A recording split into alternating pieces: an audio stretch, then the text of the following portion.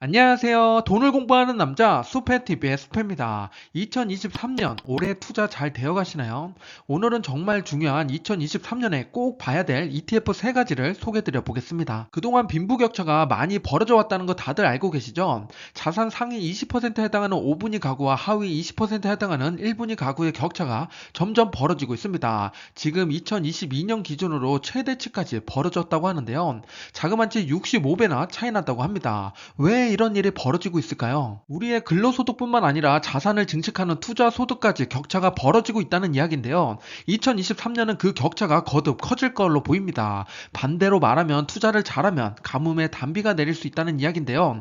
그래서 우리는 더욱더 올바른 투자와 성장하는 분야를 면밀히 살펴봐야 됩니다. 그럼 지금부터 2023년 우리가 주목해야 될 투자 포인트가 뭔지 지금부터 살펴보겠습니다. 시작 전에 이런 영상을 계속 받아보고 싶으시다면 구독과 좋아요 그리고 응원의 댓글 부탁드립니다. 여러분의 관심이 저를 행복하게 합니다. 감사합니다. 2023년 우리 주식계좌의 치명적인 이슈로 다가올 5가지 이슈를 정리하면 다음과 같습니다. 기업의 실적 둔화부터 지정학적 리스크 그리고 고금리로 인한 신용 리스크까지 있는데요. 무엇 하나 빼놓을 수 없는 위험 요소들입니다. 각자 투자하고 있는 기업과 ETF에 따라서 대응이 달라야 되는데요. 이슈별로 지금부터 상황을 간단히 정리해 보겠습니다. 기업의 실적 둔화는 작년부터 예견된 이야기로 이미 선반영된 기업들이 많죠. 실제로 지난 3분기 실적 발표 때 4분기 예상치를 낮춘 기업들이 많습니다. 이제 실적 시즌인데 어떻게 방어하느냐가 기업의 각자 도생이 달린 상태고요. 게다가 테슬라는 전기차 가격을 계속 인하하고 있습니다. 수익률이 좋은 테슬라만이 할 수 있는 전략인데요. 치킨 게임이 되지 않을까 우려스러운 상황입니다. 어려운 고비를 이겨내면 테슬라는 다시 한번 성장의 기회로 거듭날 거지만 하지만 단기적인 고통은 어쩔 수 없는 숙제로 남아있는 상태입니다. 애플은 4분기 때 폭스콘 공장의 가동이 중단돼서 생산이 좀 줄었었죠. 그로 인해서 자연스럽게 판매량도 줄 수밖에 없었습니다. 여지없이 4분기 실적에 반영될 텐데요. 발표 때 어떻게 반응되는지 지켜봐야겠습니다. 2023년은 달러 약세로 빅테크 기업에게는 좋은 바람이 불어올 겁니다. 하지만 실적이 좋지 못한 기업이나 전망이 무너진 산업은 여지없이 하락하고 말 건데요. 이미 메타와 넷플릭스를 경험해서 우리는 알고 있죠. 매주 모니터링 하면서 알려드리겠습니다. 두 번째는 중국이 2023년을 맞이해서 개방하고 리오프닝을 시작했는데요. 그동안의 양치기 소년 같은 모습이었지만 이번에는 진짜였습니다. 2020년부터 중국 여행객이 급격하게 줄어들었었죠. 그런데 23년으로 돌아와서 이제부터 다시 예전으로 돌아갈 걸로 기대하고 있습니다. 실제로 해외 여행객이 증가하고 있는 모습이 보여주고 있죠. 그래서 각국에서는 코로나 검사를 어떻게 해야 되나 고민에 빠졌습니다. 최근 한 달 동안 중국 코로나 사망자가 6만 명이 넘었다고 하는데요. 14억 명 인구에 비하면 적은 걸 수 있지만 그래도 큰 움직임을 보이고 있습니다. 이로 인해서 소비도 회복되고 있는 모습이니까 앞으로 리오프닝 준비해야겠습니다. 세 번째는 지정학 리스크가 있는데요. 우리 계좌를 마이너스로 만들었던 게 러시아 우크라이나 전쟁이 있었습니다. 아직도 해결되지 못한 문제로 남아있는데요. 그런데 새로운 문제가 하나 더 추가될 수 있다는 우려가 발생되고 있습니다. 그건 바로 중국과 대만의 전쟁인데요. 중국이 대만을 공격하면 미국이 도와주겠지만 어디까지 관여할 수 있을지 그리고 해결해 줄지 알 수 없기 때문에 불확실성이 커지는 계기가 됩니다. 그렇다는 것은 다시 증시는 좋지 못한 상황으로 펼쳐질 수 있다는 건데 2023년 중국의 움직임을 지켜봐야 됩니다. 네 번째는 고금리 기조에 따른 신용 리스크가 터질 수 있다는 이야기인데요. 미국 기준금리 예상 점도표를 보면 현재 4.5%이고 2023년 3월에 5%로 오를 걸로 보입니다. 이게 최고점이죠. 그리고 나서 꾸준히 내려오는 모습인데 그 하락 속도는 상승 속도에 비해서는 상대적으로 낮죠. 그렇기 때문에 2025년도까지는 고금리를 이어갈 걸로 보입니다. 3% 넘는 게 2년간 지속된다. 중소기업한테는 버틸 수 있는지 불안한 상황이 계속 펼쳐진다는 이야기인데요. 실제 연방정부 부채 추이를 보면 꾸준히 증가하고 있습니다. 최고치를 갱신해 가고 있는데요. 19일이 되면 국가부채 상한선 도달하게 되고 이에 따른 대책이 필요한 순간이 옵니다. 돈을 역대급으로 푼 만큼 견뎌야 될 고통도 커진 상태입니다. 마지막 5번째는 산업별로 치열하게 생존 전쟁이 벌어지고 있는데요. 올해는 생산과 결정되는 산업들이 많을 걸로 보입니다. 대표적인 산업을 살펴보면 반도체, OTT, 클라우드, 전기차가 있는데요. 이미 치킨 게임에 들어간 분야도 있고 점유율이 확연히 갈려진 산업도 있습니다. 여기서 살아남은 기업들은 몸집을 키울 것이고 더욱더 발전하게 됩니다. 그만큼 미래가 유망하다는 분야죠. 반대로 PC 산업과 같이 하향 산업에 있는 성장 종목을 갖고 있다면 침체기에 더욱 안 좋을 수 있으니까 산업도 잘 선별해야 될 시기입니다. 지금까지 2023년 우리가 주목해야 될 이슈 5가지를 살펴봤는데요. 무언가 공통점이 있어 보이지 않나요? 대부분 이슈가 두 가지 축의 싸움으로 일축되는데요. 바로 미국과 중국의 격돌입니다. 제 생각에는 2023년은 미중 전쟁의 힘겨루기로 증시가 많이 흔들릴 걸로 보이는데요. 그렇다는 것은 그들이 집중하는 분야가 무엇이고 그 속에서 투자 인사이트를 찾아야 된다는 이야기입니다. 그럼 지금부터 본격적으로 미국과 중국이 무엇을 쟁취하기 위해서 돈을 쏟아붓고 치열하게 싸우는지 3가지 투자 포인트와 관련된 기업과 ETF를 살펴보겠습니다. 좋아요 눌러 주실 거죠? 첫 번째는 반도체입니다. 반도체는 스마트폰부터 일반 가정까지 이제 안 들어가는 곳이 없죠. 일상상에서는 없어서 안 되는 존재가 됐습니다. 미래의 쌀이라고 불리는 이유가 있는 건데요. 반도체는 미국과 중국뿐만 아니라 유럽과 한국에서도 현안이 되어 있는 분야죠. 얼마나 치열한지 투자 규모와 각자의 목표가 무엇인지 살펴보겠습니다. 반도체는 기업뿐만 아니라 국가 차원에서도 지원을 해주고 있는 분야인데요. 미국을 보면 공급망 확보를 위해서 바이든이 행정명령을 내렸죠. 미국의 반도체 공장이 세워지고 있습니다. 56조 원을 반도체 지원금으로 활용하고 있는데요. 인텔은 거기에 더해서 파운드리 산업까지 진출하고 있습니다. 유럽 연합을 보면 2030년까지 180조 원을 투자해서 글로벌 점유율 20%까지 올리는 게 목표입니다. 중국은 2025년까지 자국 반도체 생산을 70%까지 끌어올리는 목표를 가지고 있는데요. 요즘에 잘 나가는 AI 반도체 칩을 알리바바랑 바이두 같은 빅테크 기업들이 직접 만들고 있습니다. 아시아로 넘어오면 삼성전자는 미국 오스틴에 파운드리 투자를 결정했고 TSMC는 40조 원을 투자해서 반도체 개발에 박차를 가하고 있습니다. 반도체 패권을 잡기 위해서 국가 기업에서 모두 같이 한마음으로 돈을 쏟아붓고 있는데요. 그게 바로 반도체입니다. 역시나 눈에 띄는 국가는 미국과 중국인데요. G2의 산업 분야 중에서 가장 치열하게 싸우는 것이 반도체가 아닐까 싶은데요.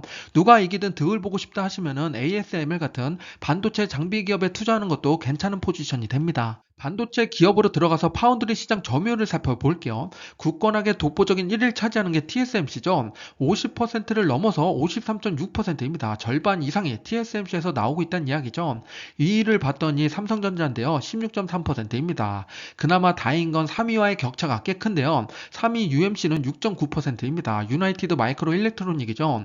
1, 2, 3위 다 격차가 큰데 우선 1, 2위 독보적인 2개의 기업이 차지하고 있습니다. 여기서 우리가 신경 써서 봐야 될 것 중에 하나는 워런 버핏이 작년부터 TSMC를 담기 시작했다는 겁니다. 과연 반도체 사이클이 오고 있다는 신호인지 지켜봐야겠습니다. 반도체는 공정도 어렵고 재고와 수요 공급에 대한 공부가 힘들다면 ETF에 투자하는 것도 방법이 됩니다. 미국에 상장된 반도체 ETF 5개를 가지고 왔는데요. 이 5개 밑에 있는 이 숫자는 그 ETF가 투자하는 기업의 수입니다. 우리가 테마 ETF에 투자할 때는 2가지 포인트를 봐야 되는데요. 자산 규모랑 총 보수입니다. 그 관점에서 봤을 때 눈에 들어오는 ETF가 딱 2가지죠.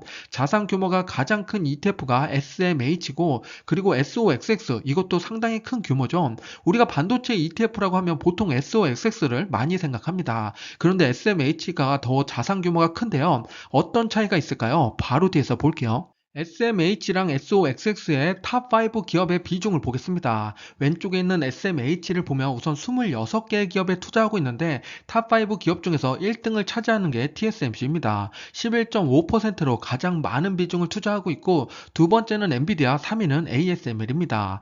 SOXX로 넘어오면 26개보다 더 5개 많은 31개 기업에 투자하고 있고 1등 기업으로는 브로드컴이 있고 두 번째는 텍사스 인스트루먼트입니다. 3위에 엔비디아가 있는데요. 그러면은 SOXX는 TSMC가 없나? 라고 생각이 드시죠? 아닙니다. 있는데요. 2개의 중복률을 체크해 보겠습니다. 반도체 ETF 2개의 중복을 체크해 봤더니 22개 기업이 중복이 일어났습니다. 거의 대부분의 기업이 중복이 일어난다는 이야기죠. 그렇다는 거는 2개 ETF 모두 다 같은 그림을 그린다는 겁니다. 그래도 우리는 2개를 모두 다 투자할 수는 없으니까 하나를 골라야 됩니다. 그렇다는 거는 각각 기업의 비중이 얼마나 되느냐 그걸 체크해 봐야 되는데요. 대표 기업 3개를 가지고 왔습니다. 구분할 수 있는 기업인데요. 우선은 나는 TSMC의 비중을 가장 높이고 싶다. 워런 버핏을 좀 쫓아가고 싶다 하시는 분들은 SMH가 더 맞습니다. 11.5% 가장 큰 비중을 차지하고 SOXX에서는 3.7%밖에 되지 않죠. TSMC의 비중이 상대적으로 낮습니다. 그 대신에 브로드컴의 비중이 8.8%죠. 배당 성장률이 높은 브로드컴이 8.8% 상당히 매력적입니다. 그리고 나는 반도체 장비 기업 ASML의 비중이 좀 높았으면 좋겠다 부족했다 하시는 분들도 SMH를 선택하는 게 좋습니다. 이런 식으로 기업의 비중을 보고 선택하시는 게 좋고, 그리고 추가로 하나 더 보면 SMH는 26개 기업이고 SOXX는 31개 기업이죠. 반도체 기업 중에서도 좀 더 집중적인 투자를 하고 싶다 그러면 SMH, 아니다 나는 좀 더 분산을 하고 싶다 하시는 분들은 SOXX를 선택하시면 됩니다. 반도체 기업가 ETF를 살펴봤는데요. 여러분의 선택은 무엇인가요? 댓글 남겨주세요. 현재 반도체 업황을 생각하면 사이클 하단부인 건 맞는데 언제가 바닥의 끝자락인지는 아무도 알 수가 없죠. 조금 불안한 상황은 맞지만 꼭대기에 올라가 있는 거품이 껴있는 상태는 아닙니다. 그렇기 때문에 장기적인 관점에서 정리식 투자를 한다면 현재 포지션은 손해보다는 수익 낼 수 있는 구간은 맞습니다. 그래도 나는 불안하다 하시는 분들은 두 가지 포인트를 살펴보시길 권장합니다. 재고의 피크 아웃이랑 수요 회복인데요. 확인하고 들어가면 바닥은 아니어도 반전된 모습을 확인하는 구간이 됩니다. 두 번째는 전쟁으로 발생된 군사력 강화입니다. 러시아 우크라이나 전쟁으로 우리는 괜찮은지 국가별로 안보에 대한 경각심이 높아져 있는 상황입니다. 공동의 목표가 생기니까 각 국가의 여야 국회는 자국을 위한 무기부터 시작해서 안보를 지키기 위한 다양한 지원금을 아끼지 않고 있는 상황입니다. 2000년부터 국방비 순위를 보면 미국이 압도적이죠. 그 뒤를 쫓아오는 게 러시아였는데 중국과 영국이 맹추격하는 모습입니다. 치열한 싸움 끝에 영국이 물량 공세를 퍼부으면서 2위를 차지합니다. 그런데 다시 중국이 천문학적인 금액을 쏟아 부으면서 2등을 굳히는 모습을 보여줍니다. 한국을 보면 15위 안에 계속 들어와 있고 최근 10년간 열심히 올라오면서 10위를 차지하는 모습을 보여줍니다. 2015년도부터 현재까지 미국과 중국 두 개 국가는 국방 예산을 늘려가면서 꾸준히 투자를 진행했는데요. 순위 변동 없이 지켜주는 모습입니다. 어느새 3위를 차지하는 게 인도가 올라왔는데요. 그럼 실제로 국방비와 군사력은 동일하게 움직였을까요? 바로 뒤에서 세계 군사력 순위를 확인해 보겠습니다. 국방비로 보면 1, 2, 3위가 미국, 중국, 인도였는데요. 군사력 순위를 봤더니 미국, 러시아, 중국이었습니다. 인도는 아직 국방기술 발전이 더 필요하다는 이야기죠. 그와 반대로 한국은 국방비로는 10위를 차지했는데 지금 6위를 차지하고 있습니다. 그만큼 군사력이 좋다는 이야기고 방위기술이 뛰어나다는 말입니다. 결국 군사력으로 보면 미국과 중국이 또 치열하게 싸움을 하고 있는데요. 러시아는 중국과 친하기 때문에 미국이 더욱 긴장하는 모습입니다. 그래서 미국은 방위산업에 더욱더 힘을 주는 모습을 보여주고 있죠. 최근 기사를 살펴보면 대만, 이란, 파키스탄 등 분쟁으로 위험한 국가들이 국방비를 늘리고 있습니다. 러시아, 우크라이나 전쟁을 보고 자국을 지켜야겠다는 경각심이 생긴 거죠. 바이든은 일본에 가서 중국에 반격할 수 있는 미사일 기지를 만들었으면 하고 속내를 비쳤는데요. 일본은 이에 수긍을 했습니다. 방위 산업으로 돈이 흘러가는 게 눈에 보이시죠? 세계 방산기업의 매출 탑5를 볼게요. 1위부터 5위까지 보고 계시는데요. 1위는 로키드 마틴입니다. 우리가 알고 있는 그 배당 기업이죠. 64.5 빌리언 달러, 21년도 매출이 이렇게 찍혔습니다. 레이시온이 2등을 차지하고 있고 3위는 보잉, 4위는 노스롭 그루먼, 그리고 5위에는 제너럴 다이내믹이 있습니다. 이 5개의 기업 다 모두 미국 기업이죠. 미국이 국방을 이 정도로 장악하고 있다는 겁니다. 그러면 한국은 어디에 있을까요? 좀 더 내려가다 보면 30위에 하나가 있고 59위에 한국항공우주가 있습니다. 62위에 LIG 넥스원이 있는데요. 한국 기업들도 방산 기업에서는 알아주는 기업이고요. 우선은 우리가 눈여겨봐야 될 건 1, 2위를 차지하고 있는 로키드 마틴이랑 레이시온인데 실제 주가는 어떻게 움직였는지 볼게요. 로키드 마틴이랑 레이시온의 1년간의 주가 차트를 보고 계시는데요. 작년 1년 동안 S&P 500이 19% 하락이 나왔죠. 그만큼 힘든 한 해였습니다. 그럼에도 불구하고 로키드 마틴이랑 레이시온을 봤더니 둘 다 상승을 했죠. 21%랑 13% 올랐습니다. 게다가 두 개 다 배당 기업인데요. 2.2에서 2.7% 정도 배당을 주고 있습니다. 상당히 매력적이죠. 그렇기 때문에 우리는 작년에 너무 힘들다고 했지만 이렇게 좋은 산업이 있다는 걸 캐치해야 됩니다. 올해도 이런 산업이 더 잘 갈 가능성이 있으니까 계속 모니터링 해보겠습니다. 나는 방산 기업이 아니라 ETF에 투자하고 싶다 하시는 분들은 ITA ETF를 선택하시면 됩니다. 탑10 기업의 비중을 가지고 왔는데요. 여기 빨간색으로 표시한 부분이 앞에서 봤던 매출 탑5 기업들입니다. 여기서 1등의 비중을 차지하고 있는 RTX, 이게 레이시온인데요. 20.8%를 차지하고 있고 2등이 LMT, 이건 로키드 마틴입니다. 15%죠. 그리고 투자 기업수를 봤더니 37개고 자산 규모는 4.85 빌리언 달러입니다. 자산 규모도 꽤 크죠. 그렇기 때문에 나는 기업 기업보다는 ETF가 좋다 하시는 분들은 여기를 참고하셔도 좋습니다. 마지막 세 번째는 양날의 검을 갖고 있는 중국의 소비 회복입니다. 중국이 개방되면서 리오프닝이 시작이 됐는데요. 한국에서 체감하기 쉬운 분야로는 화장품, 엔터, 면세품이 있습니다. 이런 중국의 소비는 수요 회복에 도움이 되지만 반대로 인플레를 자극하는 요소가 되기도 합니다. 이제 겨우 인플레이션이 잡히는가 싶은데 다시 자극되는 일은 없어야겠죠. 좋은 면을 살펴보겠습니다. 중국 리오프닝과 함께 소비자 경기 회복주가 강세를 보이고 있는데요. 이미 유나이티드 헬스케어 항공은 올해 수익률이 39%입니다. 정말 중국 리오프닝과 함께 이룩하는 모습을 보여줬는데요. 주가는 선반영되듯이 미리 오르는 경기 회복주들이 꽤 많이 등장하고 있습니다. 항공 ETF에 투자하고 싶으신 분은 JTS가 있는데요. 투자 기업 수는 50개인데 탑10 기업의 비중을 봤더니 앞에 있는 4개가 독보적으로 높죠. 빨간색으로 표시했습니다. 맨 앞부터 말씀드리면 아메리칸 항공, 유나이티드 항공, 델타 항공, 사우스웨스트 항공입니다.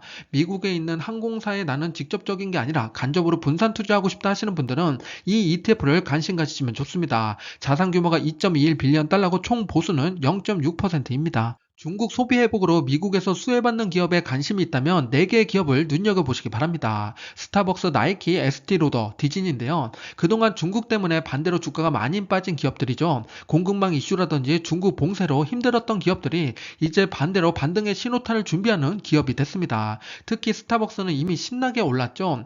52주 신고가를 넘어서 역사적 신고가를 향해서 달려가고 있습니다.